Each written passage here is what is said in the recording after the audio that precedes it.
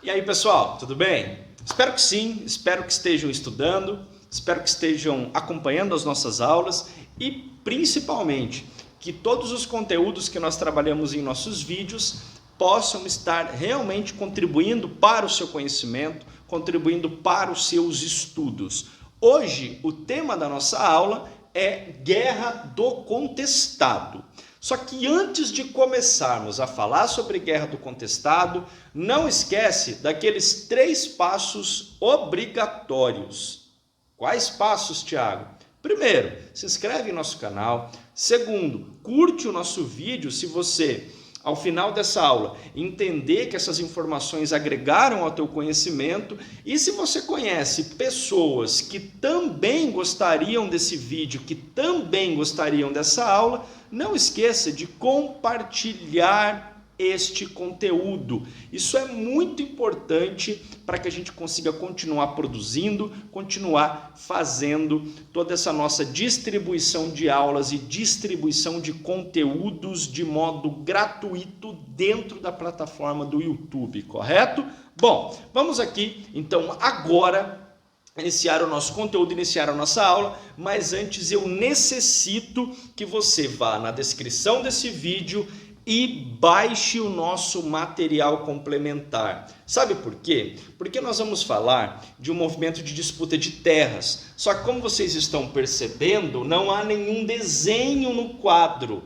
Eu não vou desenhar o mapa. Se você não baixar o material, você não vai saber quais regiões foram contestadas, quais regiões foram palco dos conflitos desta guerra, dos conflitos desse movimento. Então é crucial que você baixe o material, deixe o material do seu lado enquanto você assiste a aula, e assim você consegue ir fazendo as suas anotações e observando no mapa quais foram as regiões contestadas e quais foram as terras que foram palcos deste movimento. Eu falo movimento e não necessariamente apenas Guerra do Contestado por um motivo. Quando você busca na internet informações sobre Guerra do Contestado, provavelmente as informações que você encontra é a respeito do momento social desse conflito, é a respeito da fase social desse conflito. E isso vocês vão notar, porque se você já estudou a Guerra do Contestado antes, as datas que eu vou falar aqui agora, talvez você não tenha visto. E não se preocupa, não é que você estudou errado, é que provavelmente você só tenha estudado a fase social do conflito. Só que quando nós falamos da Guerra do Contestado, do movimento do contestado, que com certeza é uma das maiores revoltas sociais do país, nós precisamos entender que esse movimento ele é dividido de modo didático e de modo bastante interessante pela historiografia entre fases política e social, entre momentos político e social. Fundamental isso, tá? Então você sabe que nós estamos analisando um dos maiores movimentos revoltosos do país e que nós podemos dividir entre fase política e fase social. Já assimilou isso, já anotou no seu caderno, correto? Agora você também precisa entender uma coisa. Vocês notaram que eu deixei espaço entre a escrita da fase política e a fase social? Por quê? Porque você precisa entender que a fase política, que também nós podemos inserir alguns conceitos, tá? Foi uma fase política, jurídica e territorial. E envolveu 2 estados. Envolveu o estado de Santa Catarina e o estado do Paraná. Então, na fase política, jurídica e territorial, nós tivemos 2 estados na disputa. Nós tivemos a região do Paraná e a região de Santa Catarina, certo? Bom, professor, e na fase social desse negócio? Se na fase política e jurídica e territorial eu tive Santa Catarina e Paraná, e na fase social? Na fase social é aquele momento em que nós temos os pelados e os peludos. Calma, calma, jovem. Não tem nada sexual aqui, não. Vocês vão entender na próxima aula o porquê que eu usei esses dois conceitos e por que a historiografia usa esses dois conceitos, os pelados e os peludos. Porque na próxima aula? Porque vai ser na próxima aula que eu vou analisar profundamente com vocês a fase social. Nessa aula de agora, nós vamos estudar a fase política, certo? Para a gente entender o porquê que essa região que está no mapa do teu material foi contestada por Paraná e Santa Catarina, é interessante que a gente entenda, óbvio, todo um contexto histórico. E vocês vão perceber também que esse mapa, se você compara com o mapa atual do Brasil, você já tem um spoiler da conclusão dessa aula. Porque você começa a imaginar o seguinte: bom, a região contestada é essa região que eu estou vendo aqui no mapa. Se o Paraná tivesse levado toda essa porção de terra, o Paraná seria maior do que é hoje. E se Santa Catarina tivesse perdido, Santa Catarina seria menor do que é hoje. Então, provavelmente, nessa disputa de terras, nós não tivemos essa área contestada pelo Paraná sendo agregada ao seu território. Até porque Santa Catarina seria bem pequenininho e o Paraná seria bem grandão, correto? Só que antes de nós chegarmos à atual divisão territorial, é importante que a gente entenda todo o processo que levou a essa divisão fronteiriça. Bom, e todo esse processo tem início em 1853. Vocês sabem que em 1853 nós tivemos a autonomia do Paraná, a autonomia política do Paraná. E é a partir deste momento que essa terra que você está vendo no mapa passou a ser questionada. Sabe por quê? Porque em 1853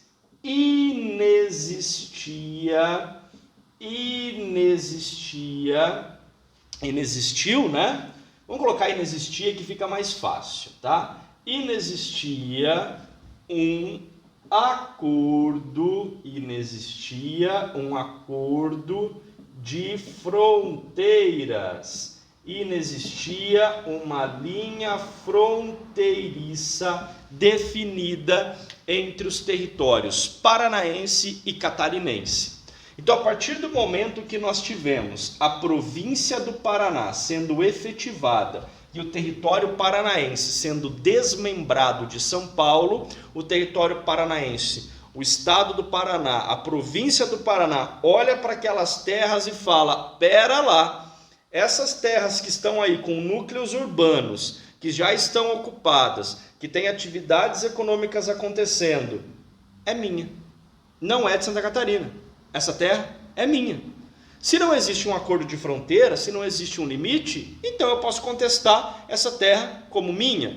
Até porque, e agora é o pulo do gato, você precisa entender que em 1853, você já sabe que não existia um acordo de fronteiras. Mas sabe o que vigorava em 1853? Lembra aquele princípio do uti possidetis? Ou seja, eu ocupo, o lugar é meu. E nós tínhamos boa parte desses núcleos urbanos sendo ocupados por paranaenses. Então o Paraná olhou para aquele local e falou: opa, pera lá, tem muita gente minha aí. E como o tratado que vigora as questões de posse de terra no Brasil ainda é derivado daquele chamado Tratado de Madrid, então essa terra é minha. E Santa Catarina na hora falou: não, pera lá, esse território é meu, esse território não é teu não. E é nesse momento que nós temos a briga. Então, presta atenção, de um lado eu tenho Santa Catarina, do outro eu tenho Paraná.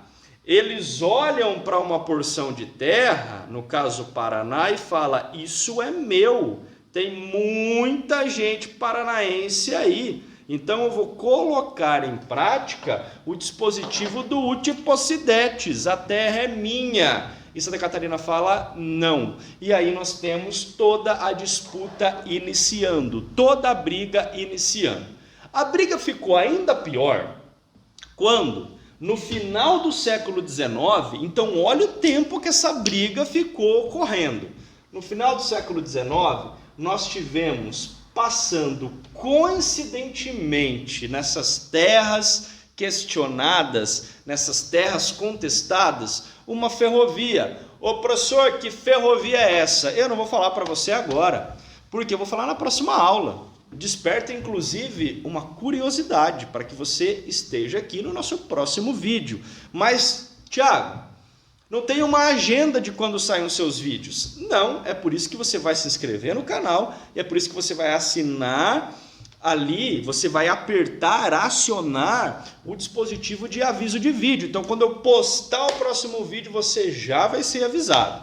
Então, grava essa informação. Tem uma ferrovia que começa a passar por ali no final do século XIX. E eu não posso falar dessa ferrovia, eu não posso dar spoiler, porque essa ferrovia, a construção dessa ferrovia, ela está extremamente ligada com a fase social. Então lá na fase social a gente vai comentar muito sobre essa ferrovia, aonde essa ferrovia foi construída, ligava que ponto a qual foi a empresa, como foi as negociações, quem pagou por esse negócio. A gente vai conversar bastante. Até agora é importante que vocês gravem a seguinte informação: a terra contestada, que já era alvo de disputa entre Paraná e Santa Catarina, fica ainda mais valorizada quando nós temos a ferrovia passando por ali. Por quê? Porque agora você tem toda uma questão logística, toda uma questão estrutural, toda uma questão econômica, que tem uma valorização a partir do momento que eu tenho uma ferrovia passando, certo?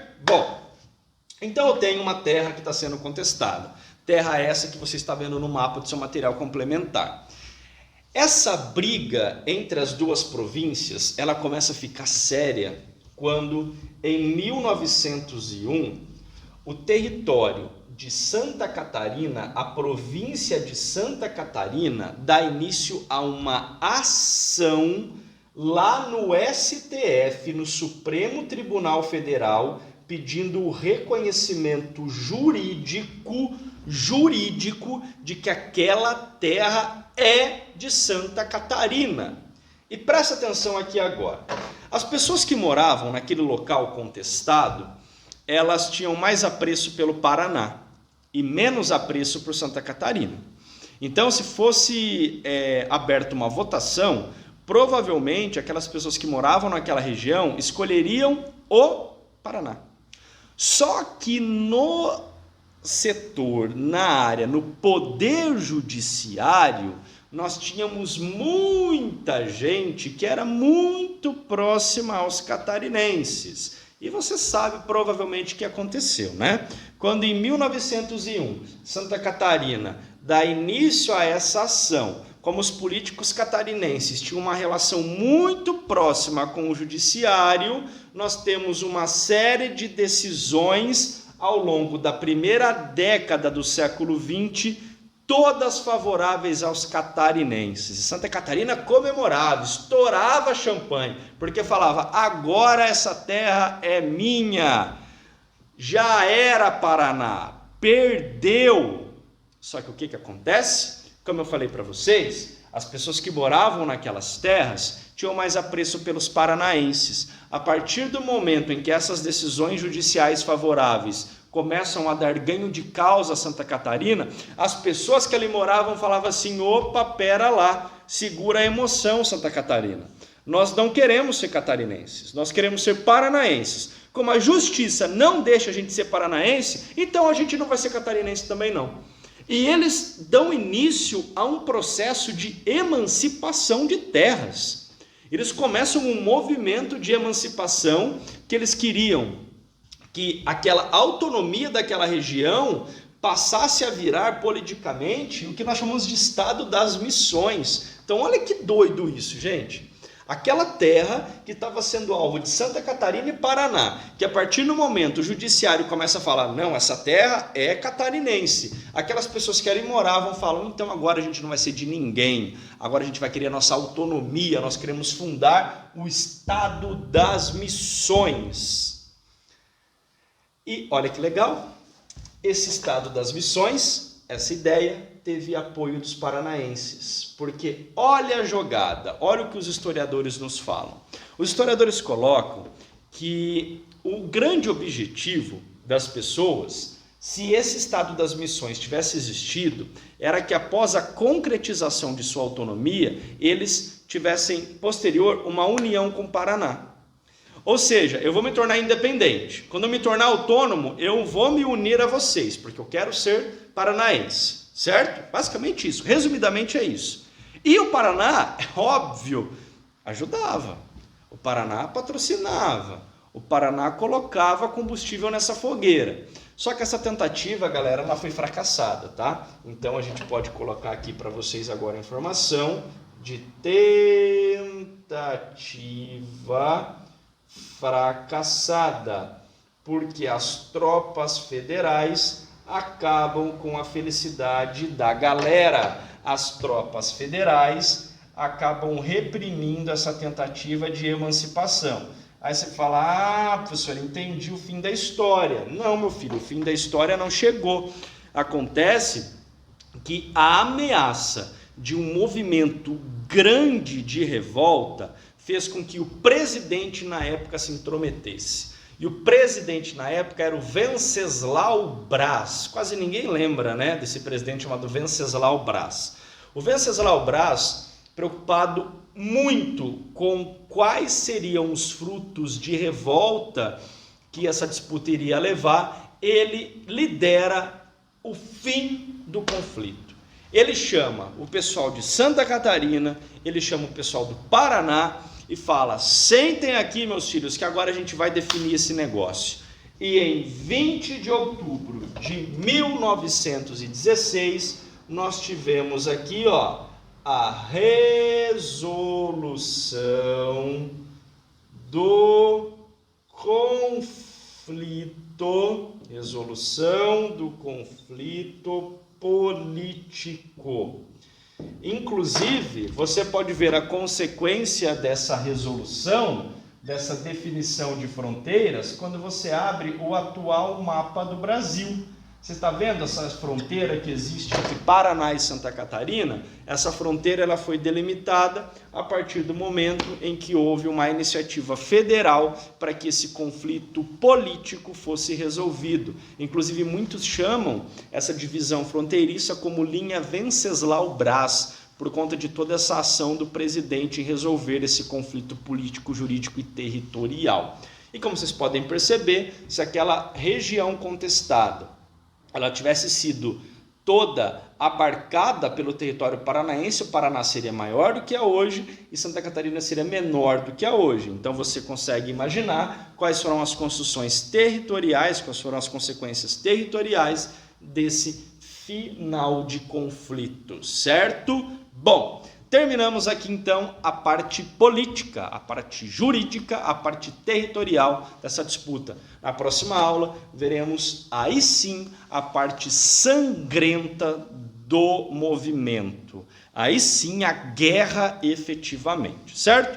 Não esquece de curtir esse vídeo, não esquece de se inscrever no canal e compartilhar o conhecimento e beijão, nos vemos na próxima aula.